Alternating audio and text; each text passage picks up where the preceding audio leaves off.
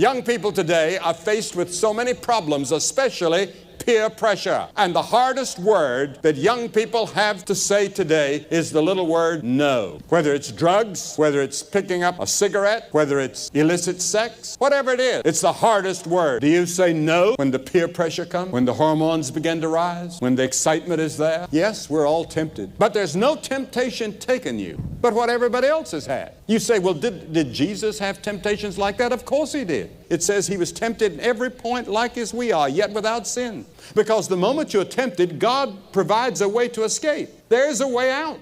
He provides it. But you have to make the decision to go that way. And when you make that decision, the Holy Spirit is there to help you and give you strength and courage. And then another person in the Bible, a young person, was named Daniel. In Daniel 1:8 it says, Daniel purposed in his heart that he would not defile himself with the portion of the king's meat, nor the wine which he drank. Daniel was a young man with a purpose. His motivation to serve God had come early because Nebuchadnezzar, the great king of Babylon, had come over to Jerusalem and captured Jerusalem, captured the king, and captured a few young Jewish men that he wanted to take back to Babylon and train them in the language of Babylon and all the ways of Babylon so that they could be of help to him in running his empire. And one of them was Daniel. And during the period of training, they brought the finest foods for Daniel to eat. But Daniel wanted the simple lifestyle. He wanted to eat ordinary food. He didn't want to eat the rich food off the king's table. And he asked the head of their training program, his professor, if he could do it. And the professor hesitated. He said, if the king finds out about it, I'll lose my head. So Daniel said, well, why don't you give us 10 days and let's try it out. And so in 10 days, they fed them just beans and water and the things that Daniel